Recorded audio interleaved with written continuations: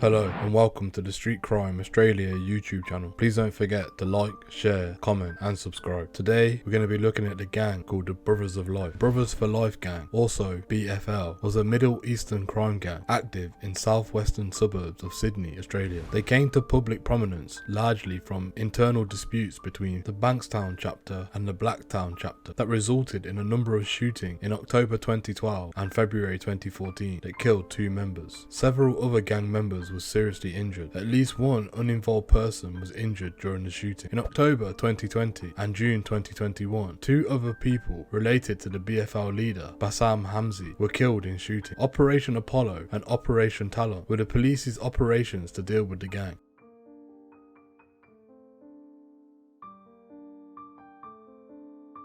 Legal authorities first heard of the BFL in May 2007 from notes found in Lithgow Gaol cell of Bassam Hamzi, the leader of the gang and a convicted murderer. The gang began in the Bankstown Greenacre area as a loose association to several other gangs. Brothers for Life came to public prominence largely from an internal dispute between the Lebanese Australian Bankstown chapter and the Afghan Australian Blacktown chapter. As of August 2013, Mr. Hamzi is incarcerated in the Goulburn Correctional Centre in the Supermax section.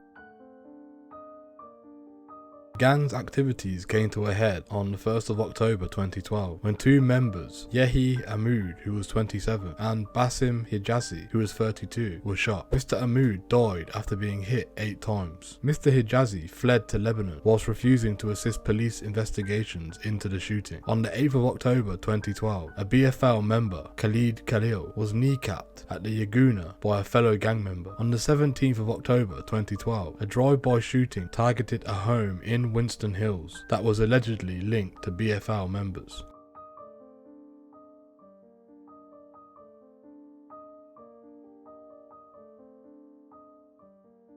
On the 9th of February 2013, Bass Hill, another unnamed BFL member, was kneecapped.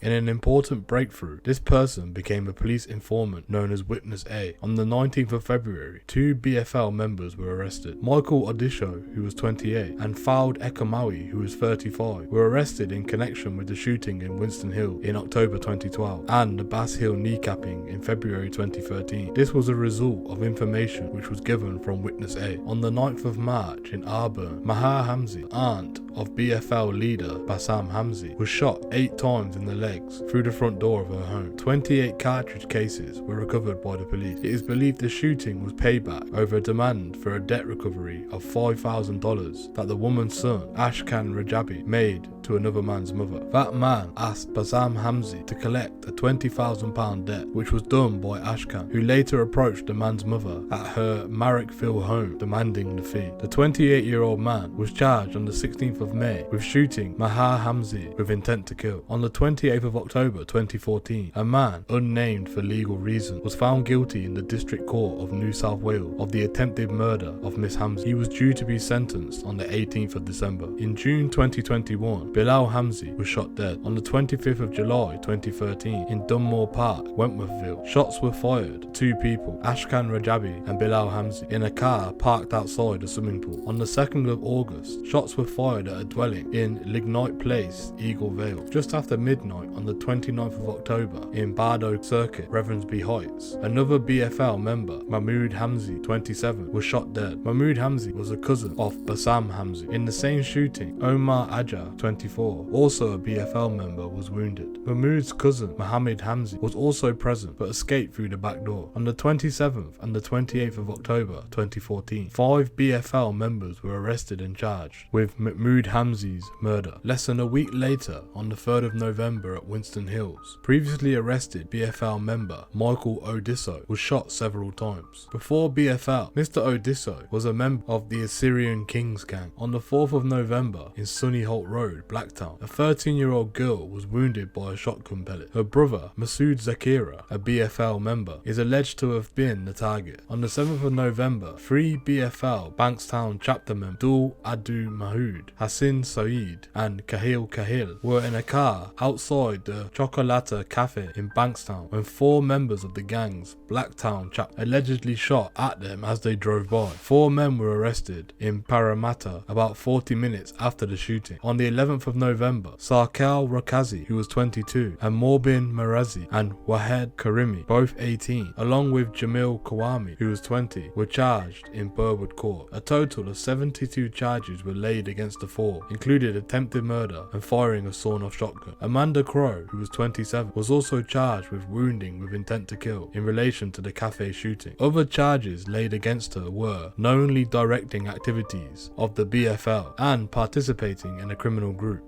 She was released on an Australian $1.3 million bail after being rearrested at her home in Dulwich Hill in 2014 on the 27th of October. She had additional charges laid of the murder of Mahood Hamzi, conspiring to murder Mohammed Hamzi, and wounding Mr. Ajad. It is alleged in the Burwood local court that Miss Crow drove the white Nissan Tidder carrying the 3 gunmen who killed Mohammed Hamzi. On the 16th of December, Joe Autumn, a standover man, was shot dead in his home in Jersey Road, Strathfield. Sir Anton answered a knock at his front door and was shot several times. Brascove Boskosky, his business partner, was killed in Earlwood months before in a similar shooting. On the 27th of October 2014, 2 of the 4 BFL members already in custody for killing Mahmoud Hamzi and the Chocolata Cafe shooting were also charged with the murder of Mr. Anton.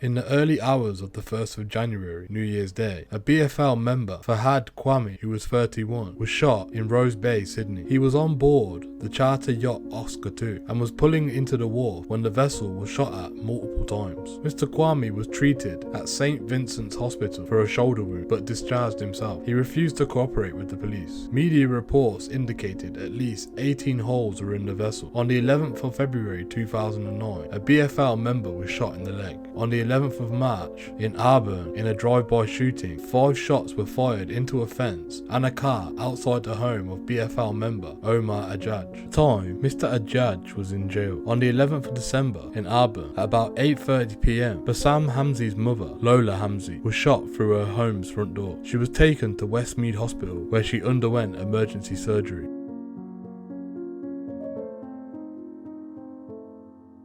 Majid Hamzi, younger brother of Bassam Hamzi, was killed during what police believe was a targeted daylight shooting in Condell Park on the 19th of October 2020. On the 17th of June in Sydney CBD at about 10:25 p.m, Bilal Hamzi was killed in a drive-by shooting on Bridge Street near Mr. Wong's restaurant. It was reported that the gunman fled the scene in a dark-coloured Audi. On the 20th of October in Guildford, Sydney at around 8:55 a.m, Salim Hamzi and Tufik Hamzi were killed in a double shooting outside Osgood Street. On the 7th of November 2013, police arrested 10 members of BFL. Nick Caladas, New South Wales Deputy Police Commissioner, said 6 people were charged in relation to 2 incidents which left 1 man dead and 2 other wounded last year. We charged another 4 people that same day with shooting offences that happened an hour before in Bankstown, an alleged attempt to murder 2 men. A rapid response by the MEOC, Middle Organised Crime Squad, and other police meant that suspects and vital exhibits were seized on the night, bringing 4 men to the court. At the end of 2013, MEOC formed Strike Force Citella to investigate numerous shootings and related crimes from July to November 2013.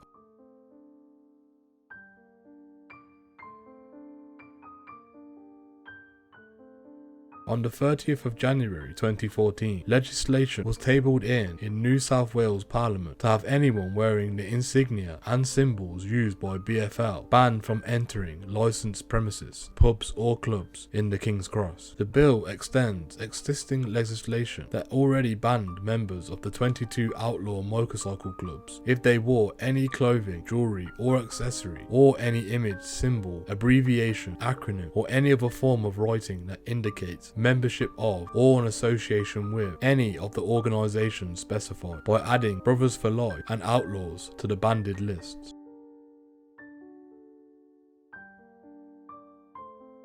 Omar Ajaj had just been charged with the murder of Yayam Ahmud with the discharging of a firearm with intent to cause grievous bodily harm in retaliation to the kneecapping in Yagona. Mahmoud Sanusi, who was 28, was also remanded in custody over the Yagona kneecapping.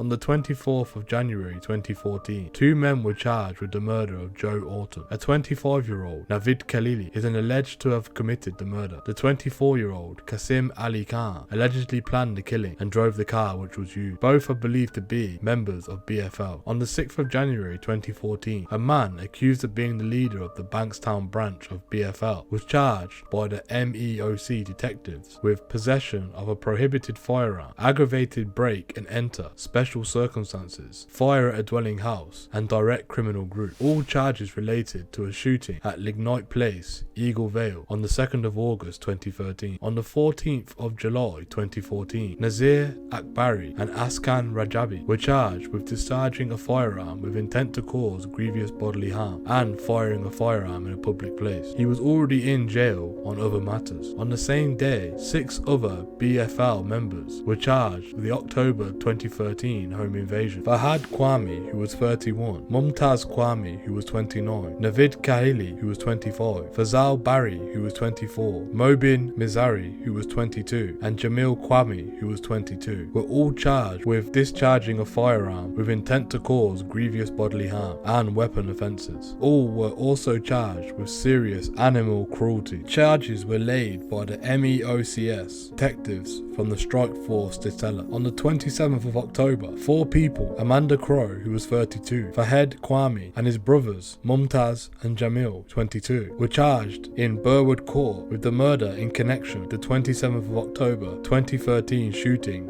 of Mahmoud Hamzi. In addition, Fahad and Mumtaz were also charged with the 21st of January 2014 shooting, murder of Joe Anton.